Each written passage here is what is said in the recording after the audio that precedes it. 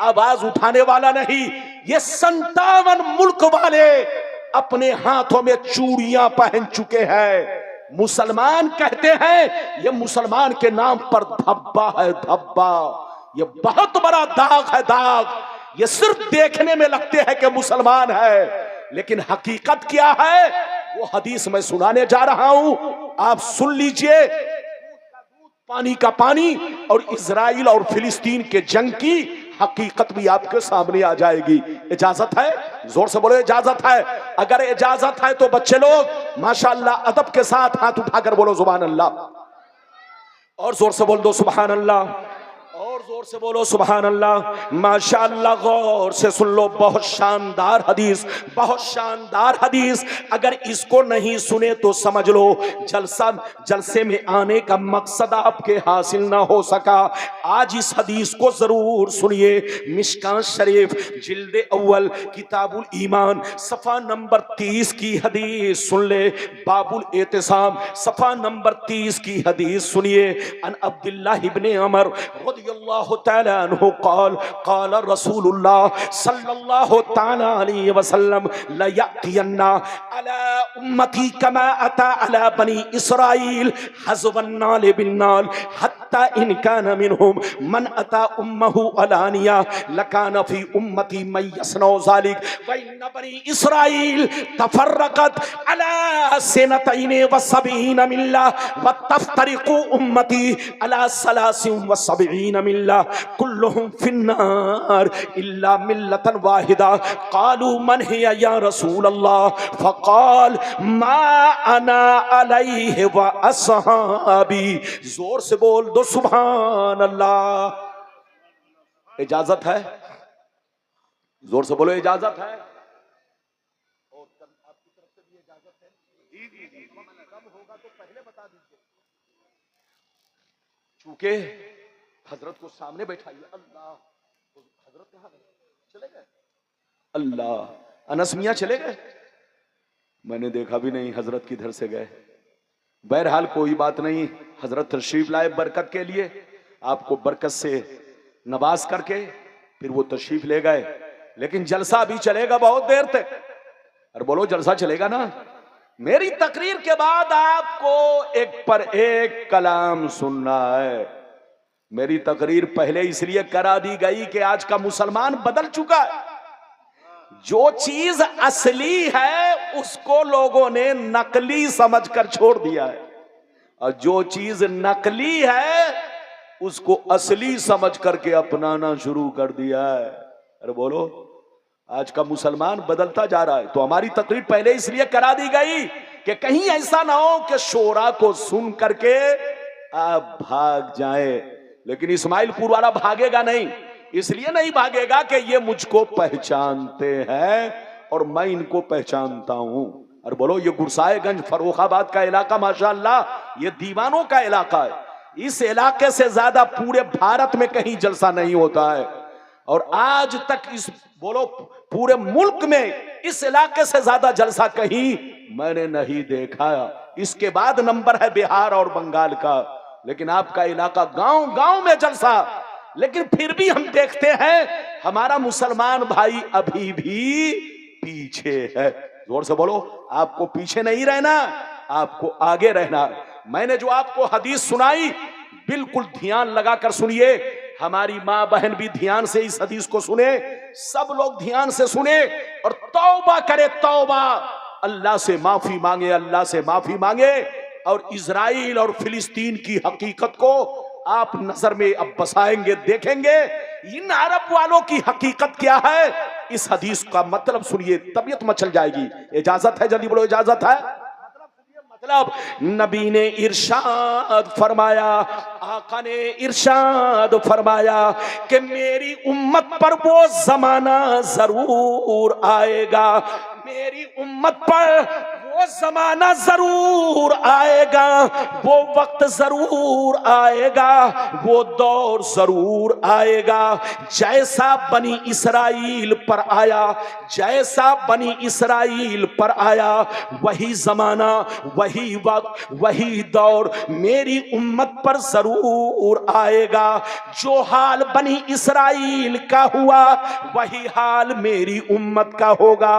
जो काम बनी इसराइल ने किया, वही काम मेरी उम्मत के लोग करेंगे। अगर बनी इसराइल में से किसी ने अपने मां के साथ बदफेली की होगी, अगर बनी इसराइल में से किसी ने अपने मां के साथ बदफेली की होगी, तो मेरी उम्मत में भी कुछ छोकरे होंगे जो उसी के रास्ते पर चलेंगे, वो भी मां के साथ बदफेली करेंगे। आगे सुनिए, जैसे वो लोग 72 फिरकों में बट गए, जैसे वो लोग 72 फिरकों में बट गए, मेरी उम्मत के लोग उनसे दोस्ती की वजह से, उनसे रिश्ता करने की वजह से 73 में बढ़ जाएंगे। एक फिरका जन्नती, 72 जहन्नमी।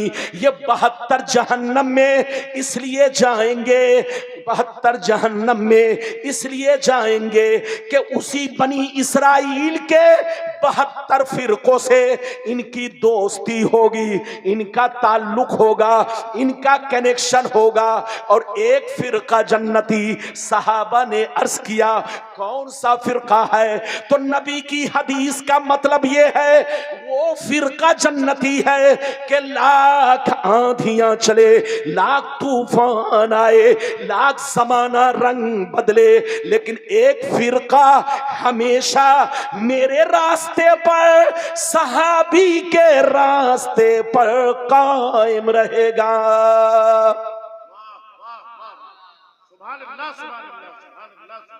अगर हदीस सुन चुके तो हाथ उठाकर बोलो सुभान अल्लाह, और जोर से बोलो।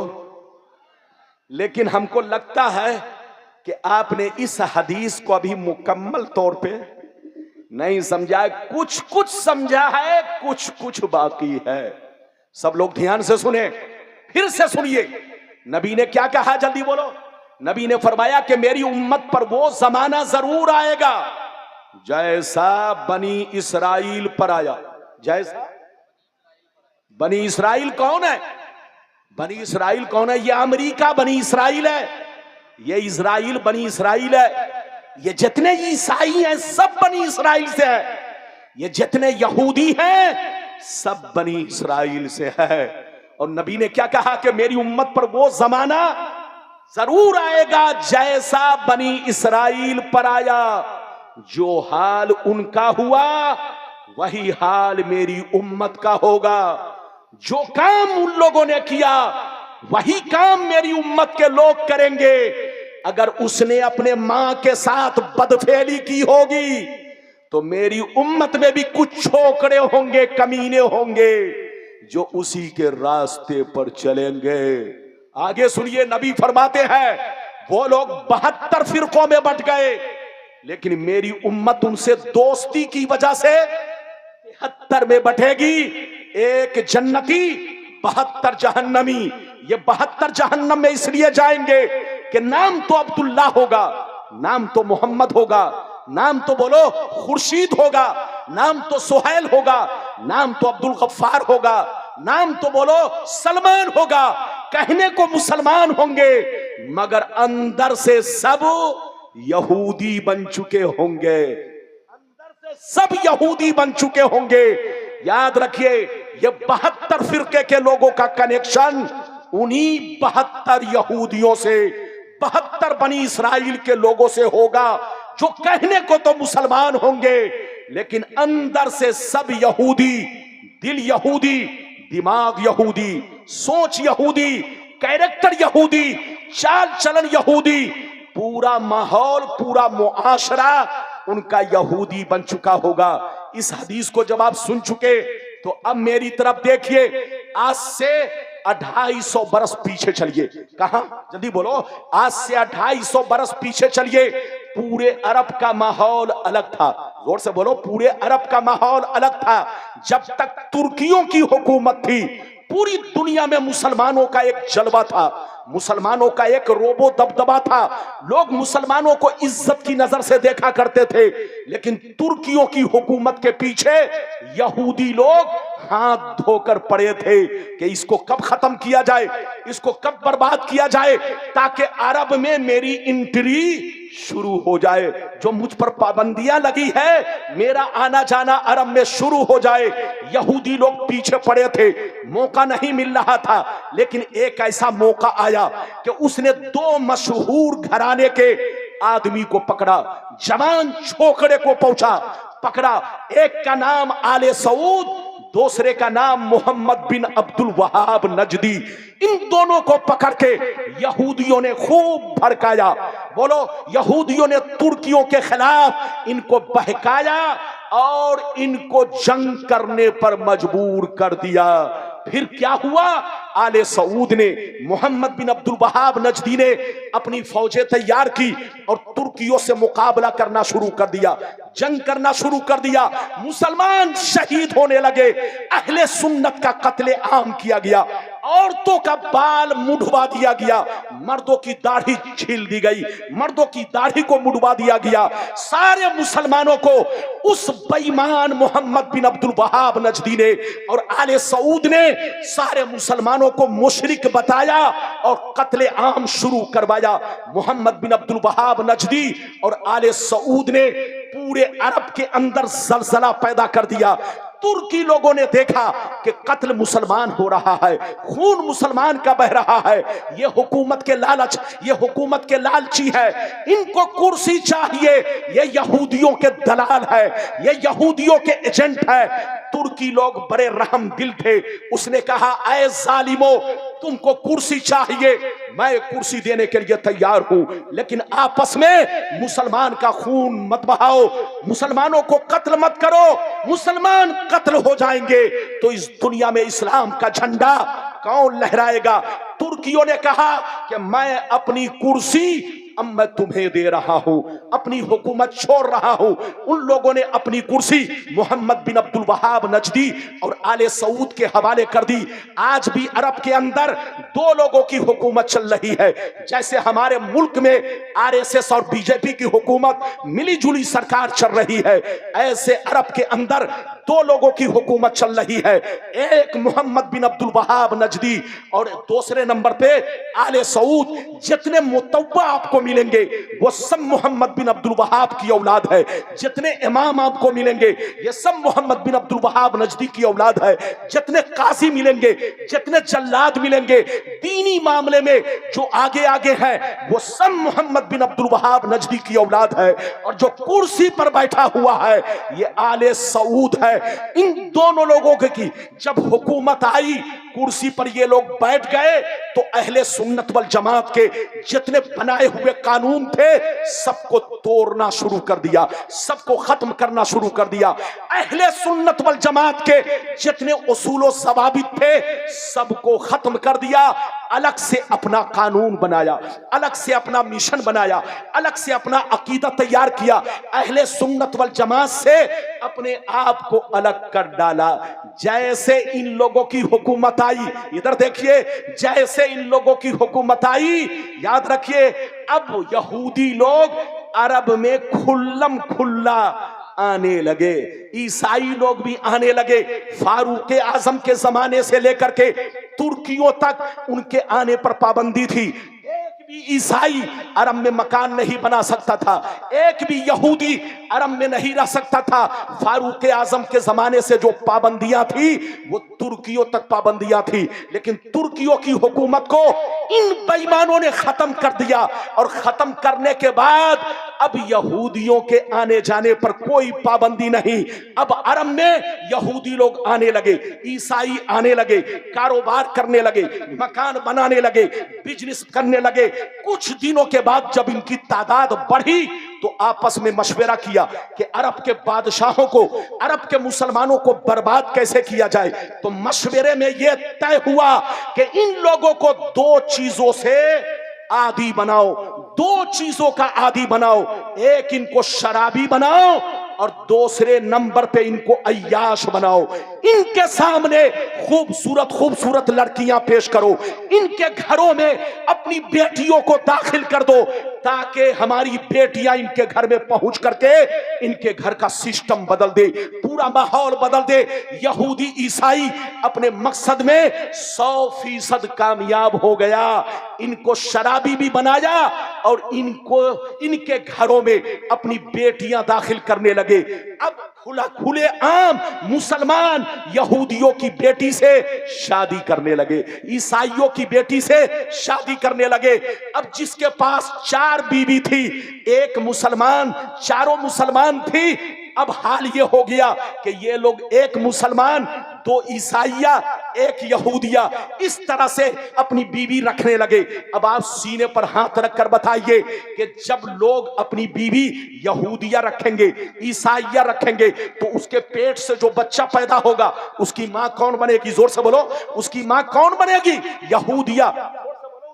कौन बनेगी? यहूदिया। उसका नाना कौन बनेगा? यहूदी। उसका मामू कौन बनेगा? यहूदी। उसका खालू कौन बनेगा? यहूदी। आज 1 साल से ज्यादा हो गए, लेकिन फिलिस्तीन का साथ इसलिए नहीं दिया कि ये अरब के बादशाह और अरब के मुसलमान यहूदियों के चंगुल में और इनके जाल में इस तरह फंस चुके हैं, इस तरह फंस चुके हैं कि निकलना बहुत मुश्किल है। किसी का बाप यहूदी बन चुका है, किसी का नाना यहूदी बन चुका है, किसी का मामू यहूदी बन चुका है, किसी का दादा यहूदी बन चुका है। अब जंग करे तो किससे करे? मुकाबला करे तो किससे करे? साथ दे तो किसका साथ दे? इधर दादा है, उधर नाना है, इधर चचा है, उधर मामू है, इधर खालू है, इधर चचा है। याद रखिए, यहूदियों ने पूरे अरब को अपने चंगुल में फंसा लिया है, जाल में फंसा लिया है। अभी तो तुम देख रहे हो फिलिस्तीन बर्बाद हो रहा है। अगर इनको होश नहीं आया, जोर से बोलो, अगर ये अरब वालों को होश नहीं आया, तौबा नहीं किए, अगर मुसलमान नहीं बने, तो फिलिस्तीन की आग पूरे अरब को जला डालेगी। ये आग पूरे अरब में फैलेगी। फिलिस्तीन से भी ज्यादा बुरा हाल इन बादशाहों का होगा। इनको चूहे के सुराख में भी छुपने का मौका नहीं मिलेगा। अगर ये अपनी हालत नहीं बदले, मुसलमान नहीं बने, तौबा नहीं किए, अय्याशी में मुब्तला रहे, तो इनको भी बर्बादी से कोई बचा नहीं सकता। आज फिलिस्तीन का नंबर है, कल इनका नंबर आएगा। अगर ये चाहते हैं कि नंबर ना आए, अगर ये चाहते हैं कि अल्लाह के अजाब से बचे, तो तौबा करे, मुसलमान बनकर रहे, नबी के रास्ते पर चले, यहूदियत का रास्ता छोड़े, निकाह करे तो मुसलमानों की बेटियों से निकाह करे, शादी करे तो मुसलमान की बच्चियों से निकाह करे। लेकिन आज अरब वाले को मुसलमान की बच्ची कम पसंद आ रही है। आज हाल ये हो गया है, उनको यहूदी की बेटी ज्यादा पसंद आ रही है, ईसाई की बेटी ज्यादा पसंद आ रही है। ये पसंदगी इनको बर्बाद कर डालेगी। तौबा करो, होश में आओ। वो बर्बाद हुए, लेकिन आपको बर्बाद नहीं होना है। मैंने जो कुछ बयान किया है, ये कुरान और हदीस की रोशनी में एक कुरान की आयत भी सुनाता हूं। इजाजत है? कुरान की आयत भी सुनिए, ध्यान से सुनिए। 6वां पारा, रूकू नंबर 12। अल्लाह ताला फरमाता है, या अय्युहल्लज़ीना आमनू ला तत्तखिजुल यहूद वन नसारा बादुहुम औलिया बाद वमन यतवल्लहुम मिनकुम फइन्नहु मिनहुम। ईमान वालो, यहूद और नसारा से दोस्ती मत करो। अल्लाह फरमाता है, ईमान वालो, बिजनेस करना है बिजनेस करो, तिजारत करनी है तिजारत करो, अरे बोलो सौदा करना है सौदा करो, लेकिन इनसे दोस्ती मत रखना, इनसे रिश्ता मत करना। इनकी दोस्ती खतरे से खाली नहीं है। औलिया बादुहुम औलिया बाद, यहूदी ईसाई के दोस्त है, ईसाई यहूदी के दोस्त है। वमन यतवल्लहुम मिनकुम, जो इनसे दोस्ती करेगा वो भी उन्हीं में से है। बोलो मेरे रब का कुरान, और जो रब का कुरान कहता है वही मैं कहता हूं, वही हमारे उलमा कहते हैं। तो अल्लाह ने भी कुरान में मना फरमाया कि यहूदियों से रिश्ता मत करो, नसारा से रिश्ता मत करो, जो उनसे रिश्ता करेगा वो भी उन्हीं में से होगा।